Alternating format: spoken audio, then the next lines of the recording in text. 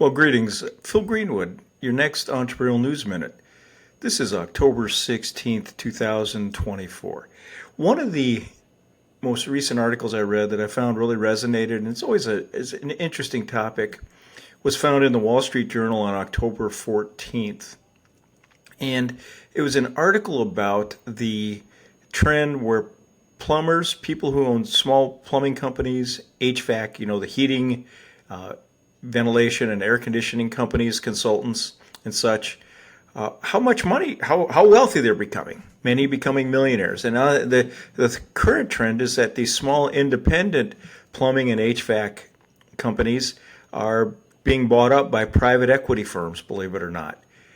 And what the private equity firms do, of course, is rolled them up into smaller or into larger companies where you really gain some major efficiencies. But what this article really reminded me of was an old book from the 90s, early 2000s called The Millionaire Next Door. Now, The Millionaire Next Door was written by Thomas Stanley and really focused on just over close to 100 different millionaires in the United States and found a lot of interesting traits. And really, one of the premises that came from that book is that a lot of people who create wealth for themselves and for their families aren't necessarily the ones we read about, private equity, venture capital, and so on.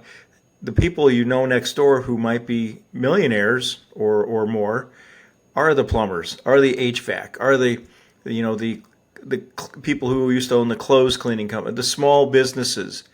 And it's found out that there were several common traits among these folks that the book really highlighted as to why they were able to do so well, but also what they did in their life. Of course, and you've probably heard this a lot, but from the book, the 7 different traits were that the folks lived below their means. I think that's pretty self-explanatory. A lot of times people don't know how wealthy millionaires next door are. You wouldn't even know that they're millionaires because they don't have big houses, big cars, and such. They tend to invest very early and very wisely with planning and investments, and they really believe in this concept called compounding. Remember, with compounding, what's his name? Good old Einstein said it was one of the major inventions or developments in mathematics in society over the years. Independence, of course, is critical, and a lot of them, because they are small business owners, that's one of the reasons why they created their small businesses. They wanted to be off on their own, be able to earn their money the way they wanted to, and also spend it the way they wanted to. Another common trait was positive people. I think this is probably, sometimes people poo-poo this and just say, whatever, but you want to have some devil advocates in your life to keep you balanced, but you got to have positive people, because why spend your time with people that are going to be cynical, skeptical, or negative in general? Goals are incredible for these people. Set realistic goals, work towards them, and keep updating them. A 6th one was that patience was a virtue. I think I've talked about this on a previous Entrepreneurial News Minute. Patience is incredibly patient. And a lot of times they'll find out they make their best investments when the market is down, when we have a stock market crash or a downturn. Put their money in on the companies or investments they like, and they'll do really, really well, and don't change with the wind. And then finally, don't make major steps, but incremental steps, small steps, things that you kind of can learn about, but yet not putting a ton at risk, both your time and your money.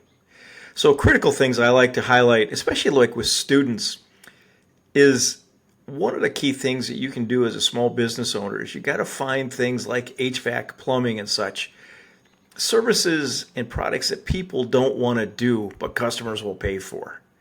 That sounds really commonsensical, but it is really kind of not to go with the flow and not go with the popular thing, but do something people will pay for, but nobody else wants to do, and you're probably going to your chances for success are going to increase dramatically.